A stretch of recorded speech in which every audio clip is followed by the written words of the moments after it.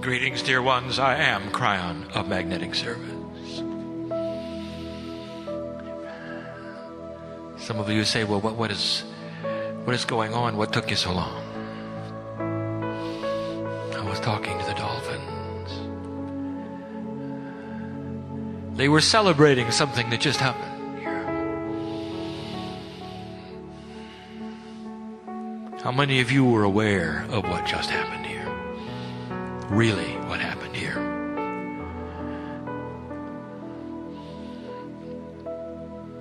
The whales in particular on the planet create a safety net for the history of the earth. The kesh of the earth is stored there in the DNA of these mammals. And we have told you that before. And although perhaps not at a conscious level, but at one that is so intuitive that they jump with joy when they see you, these animals know who you are. It might be said that these animals therefore carry the safety net of humanity. In case you would destroy it, find it. They're needed. If all of the crystal skulls are found and revealed and don't stay in the earth, part of the kesh is destroyed. Did you know that? We've told you that. But the whales will always have it, in case it's needed for balance in ways that you do not understand. The system requires it, and that is why there is so much mystery. Why does your heart leap when you see the whale? Why do you want to give them names? Indeed, there is communication between you. Oh, even those who would not believe anything of what you believe would see them and burst with excitement. Especially when it is their environment that you are sharing for this moment, and they come to the ship and they leap around. Why would they come here, and why now? What a coincidence it is that you're on the top deck, the place where the viewing is the grandest and greatest. What a coincidence they've waited until this day in this meeting to show themselves like this for you. And if you think that was an accident, you ought to know the odds against it. What you just saw was communication, a wave. We know who you are. We know what you're doing. Human being, we share something with you. Isn't it a coincidence that even the countries without oceans have signed the agreement not to touch the whales? Over 90% of the governments on earth, over 90% have agreed not to harvest these animals. Intuitive it is that all humanity knows that the dolphins and the whales, which by the way are all whales, ask a biologist. A dolphin is simply a small whale. They all have a piece of the puzzle. And isn't it interesting, you always find them together. Remember this moment, remember this day when they visited you and spoke. It's got to be something beyond the reality that you understand, beyond 4D, when you get this kind of a reaction. At this moment, when all of you can look and see. What a joy.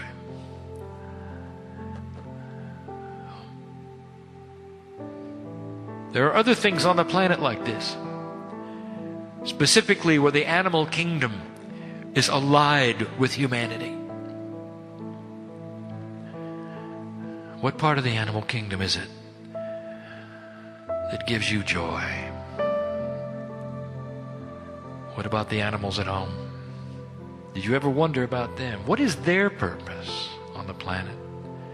I'll tell you this, some of them exist for your healing. And I think you know what I talk about. How does this system work? I'll tell you, it ought to point out. It ought to point out who's in charge. It ought to give you an idea of the responsibility you have to hold the balance on the planet, where the animals themselves know who's in charge. And they exist to communicate and hold energy for your test on the planet, when they exist to love you and be with you and sit beside you. Think about that one. We're going to give you, in this small amount of time, something to think about. It's going to test your perception yet again, but it's going to be about who you are specifically. But before we do, it indeed is true that I will not leave this place. And the entourage will not go away here.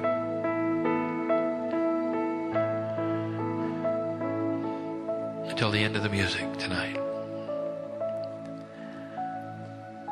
But what has happened in the room will remain in the wood and in the metal and in the cloth. Because who sits here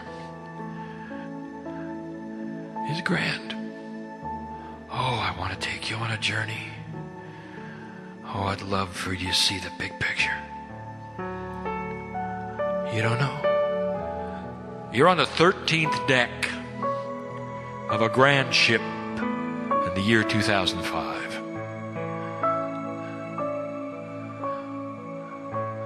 And the whole universe knows who you are. If I could open the sky to you and show you the energies in the universe who all know about the 13th deck and the energy that you are.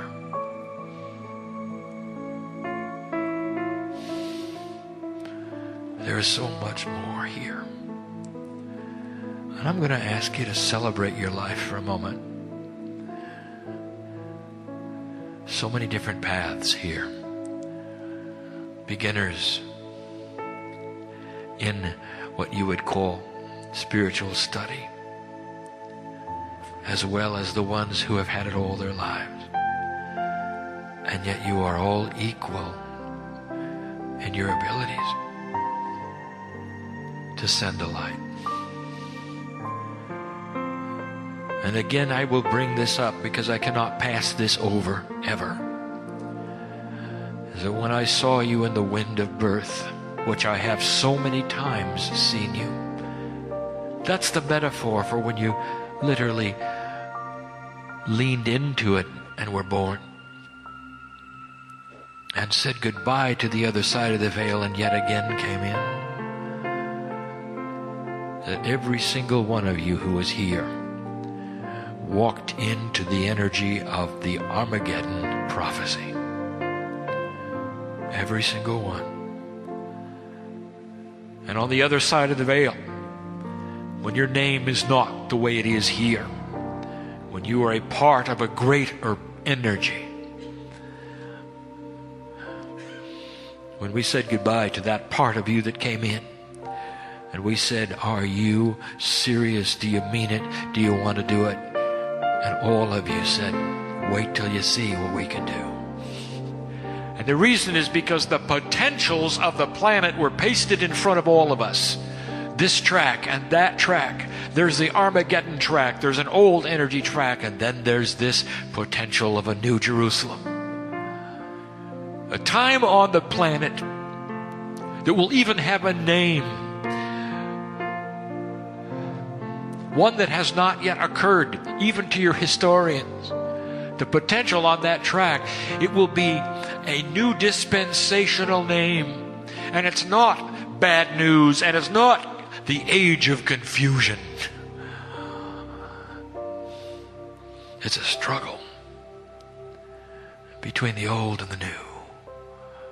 led by warriors like the ones in the room. The meek of the planet, ordinary in their stature.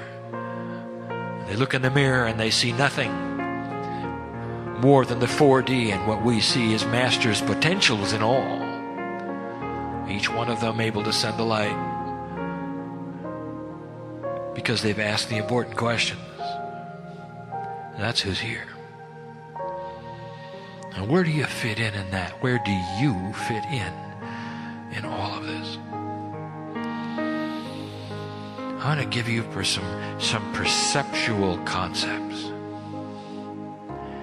and tie it into something I had my partner do, and now he'll know why. Number one, I'm going to call this little study for these few moments the way the human beings successfully avoid the miracles. Or something like that. So it becomes a treatise on advice about ascension. Ascension is defined as that process where you ascend in vibration and meet the potential of your DNA. The potential of your DNA you can see in the masters who walked the earth. For they touched the elements and they changed. For what they said has been written forever. And everyone saw it because they saw masterhood. They saw the love of God within them. Mastery, that's ascension. That's what's hiding in the DNA. And as you move from this place and you go home tomorrow, or at least onto the land where you will eventually go home from, you will feel different. Some of you will say, did this ever really happen? What was it that Kryon said? You'll fall back into the ritual of life, the appointments that make the clock a little more important. As my partner says, you will remember the days of the week again. Why don't you leave differently than you came? I want to give you some advice about those who wish to go to the next level. 3 pieces of advice. Number 1. Make no assumptions. The hardest thing you're ever going to do is not to plan what you think you're doing. Kryon, that's difficult. We want to go to the next step. You're telling us we don't even get to know what the next step is? That is correct. You don't. Because each one of you, through your own processes of activating what is hiding within yourselves, will create the next step. That's why you cannot write a book on ascension and have it make sense at all. Each of you must create this from your own core DNA abilities. How do I do it? We've given you that information before. The intent is pure. Heard by the universe when you say, "Dear God, what is it I need to know?" You can start this process, and your own activation of DNA, which will start to occur, will create the synchronicity that allows the next step. And it won't be necessarily what you think. Make no assumptions. Well, Kryon, I have a pretty good idea because God has given me in visions what I'm supposed to do. Make no assumptions. That may have been an overview of a path that was a potential. You may have even been looking at something you used to do. Make no assumptions. I've been told by a reader that I'm going to move here, I'm going to move there. That's where I'm going to find what I'm going to end up doing. Make no assumptions. You may be surprised between the time that was told to you and tomorrow, that whole scenario may come to you instead. So in the process of closing out your life in one place and moving to another, oops, where you were going came to you instead. Make no assumptions. Well, Kryon, how can we then plan for the future? Don't. Not spiritually. You can't do it. It's the beauty of the system. When you start the process, the synchronicity of co-creation, even counterintuitive to what you think, will occur in your life and shock and surprise even you. And if you decide in advance what's going to happen, when it's going to happen, and how it's going to happen, you will successfully avoid the miracle. Off into your own 4D path. Oh, some of you will be successful, but never knowing what didn't happen. Never knowing what didn't happen. That was number one. Here's number two. Ignore the clock. And here's what we mean. No matter what a reader has told you about the when and the where, no matter what your dreams have told you, what you think Spirit has given you about the when and the where, there is no time on the side of the veil that we are on, or the one that you normally live in. And so all of this information is timeless. Now when you receive it, it may paste upon it an energy you think has a clock. I'm giving myself a year. God said this would happen, and within a year, a reader told me that within a year, within a month, within 3 months, make no assumptions and forget the clock. This makes it very difficult to plan a life, Kryon, in 4D. Oh, I didn't say you used to stop your life. I just said, don't expect the train at a certain time spiritually just because you were given the ticket. And if you read on the ticket, you're not going to find a time anywhere, I promise, no matter what anyone tells you. The time of its departure has to do with what you do with your DNA. Some of you have been given visions, passions, what you're supposed to do. Oh, Kryon, I know that I'm supposed to have that book. That I'm supposed to do this and that. I want to form this group together, and we're going to send light. And I'm going to go here and find these folks of like mind and do this and that. I'm telling you, all of those miracles will occur the closer you become to your own DNA activation. And what I'm saying is, you take care of yourself and that light will start to shine. And that's where the synchronicity comes from. It doesn't come from the clock, doesn't come from prophecy, doesn't come from a reader. It comes from you working with you. The information you've been given even upon this very cruise. Did you get, some of you got the notes, some of you got the grouping, some of you received the music. All of that is about self-introspection. Who are you? It's not about your future. It's not about what you're supposed to do next, but it is.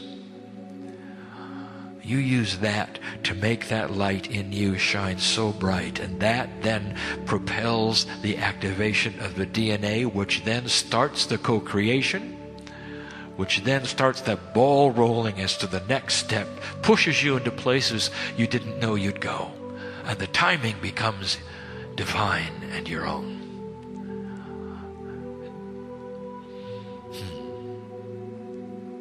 I'm still not sure you understand. difficult it is for any of you to do anything significant when you can't plan it, when you can't visualize it. Oh, you can visualize it, but you can't visualize the assumptions of the timing of it. You can see what you want it to be, but getting from one place to the other, that's what you can't do. And you can't do it because the DNA is not activated that's allowing it. How do I activate my DNA? It's easy.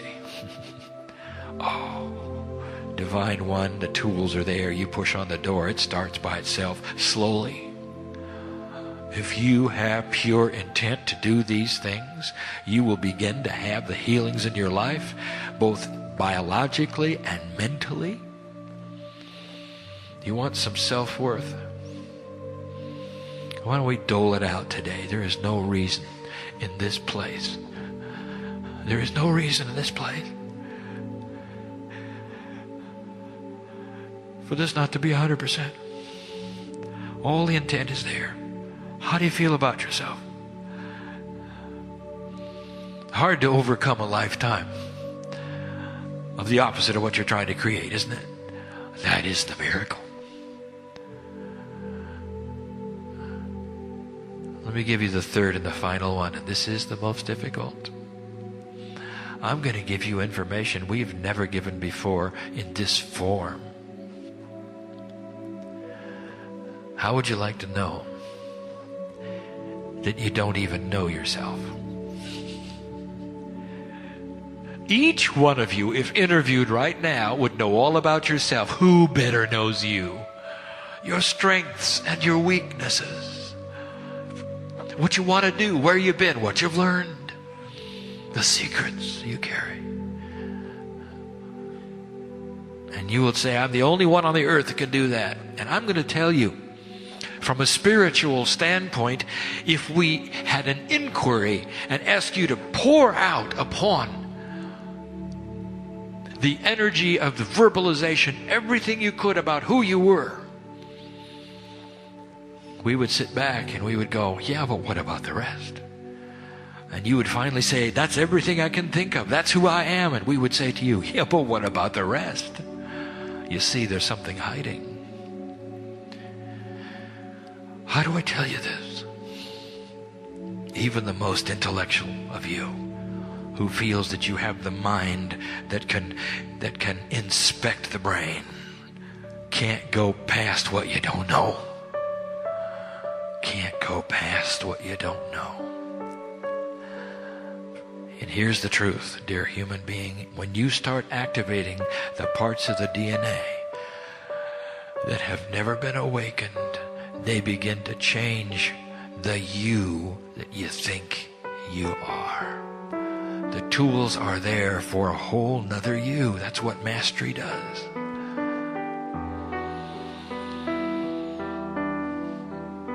And when you begin that, and when you end that, and if I were to interview yet again in a number of years, and you've gone beyond what you know now, it'll be another you that you'll talk about. What's hiding in there? Oh, how do I explain this?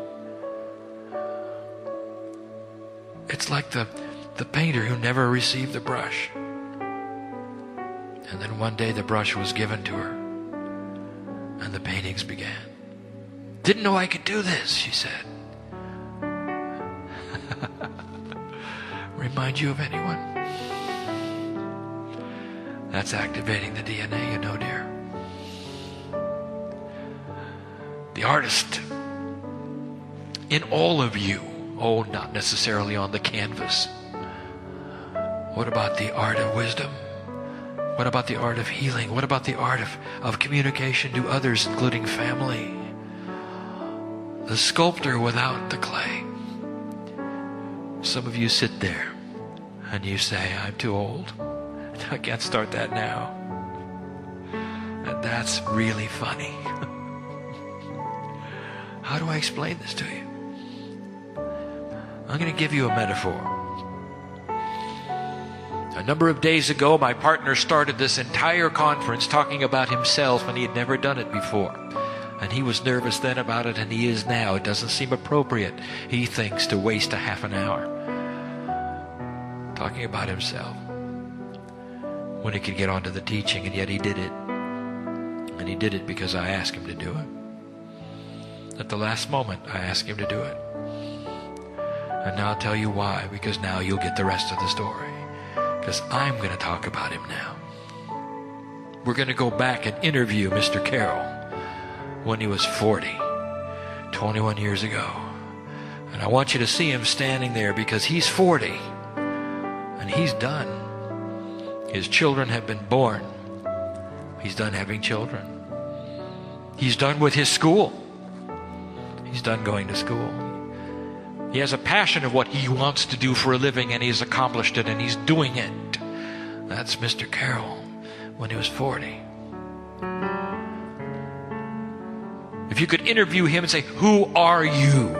he would tell you about his passions and what he thinks the future will bring and where it's going to go and what he enjoys and what he does not enjoy and what he thinks about God, what he thinks about others, even what he thinks about politics. Now we're going to go down there. We're going to rewind the clock, and the angels are going to start asking him the questions, and I want you to listen to the answers. All right, Mr. Carroll. Where did you learn to speak in front of people? And he'll say, "I never have, because I won't have to."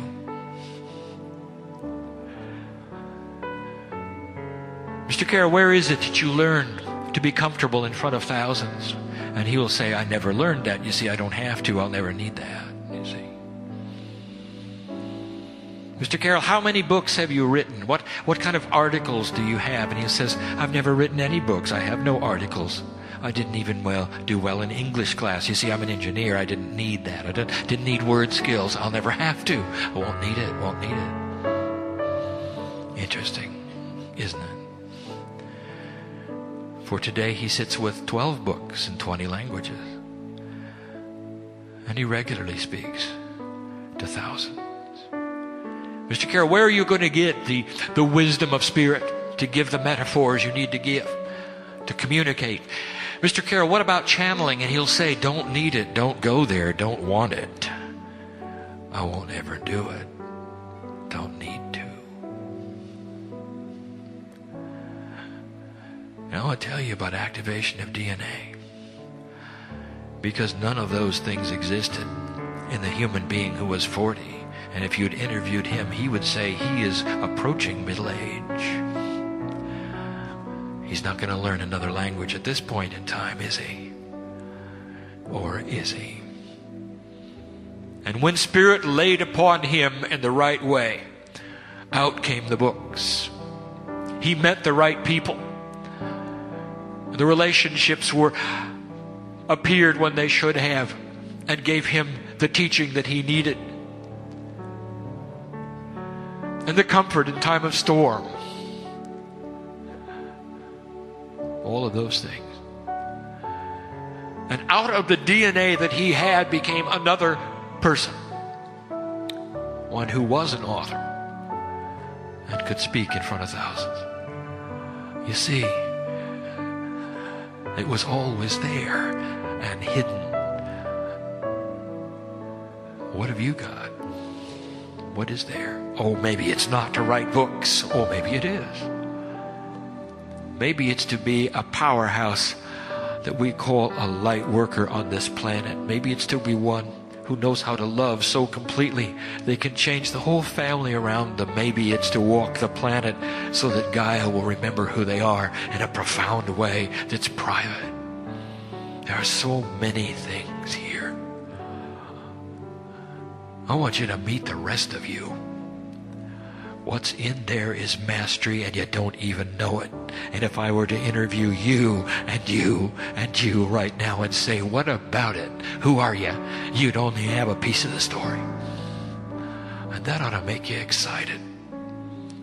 And as my partner said earlier, when you start dishing out those things that you never knew you had before, like the artist in the room who never knew she was an artist, there's joy there.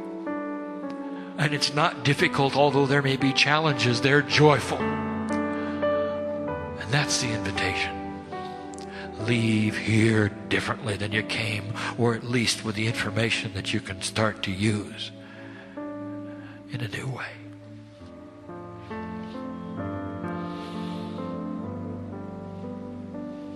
Did you like the whales?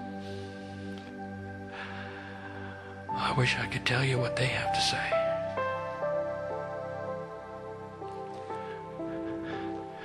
Message from the whales. Humanity is the key to peace on earth. Humanity is the new energy on the planet that we have waited for. If you had destroyed yourself, eventually you would have destroyed all on the planet. If Armageddon had taken place on schedule, all would have been gone within 1,000 years. A very short amount of time for extinction. And I'm going to tell you who knows that. It's a very happy dolphins that just passed. And the whale that blew its spout for you. That's who knows it. At a subconscious DNA level, they were built to support everything you're doing. That was your partner that you saw go by. They look happy to you? You think it's a coincidence they all showed up at the same time? It wasn't a coincidence. They're all part of the picture. And they just said hello to the masters on the ship. Thousands of you. Some of whom were up here who know what I'm talking about. And so in a few minutes after you've had sustenance, we'll participate in the energy of the music and then close. But we're going to stay here and celebrate something remarkable. All these masters in the same room who don't even know who they are, really. And so it is.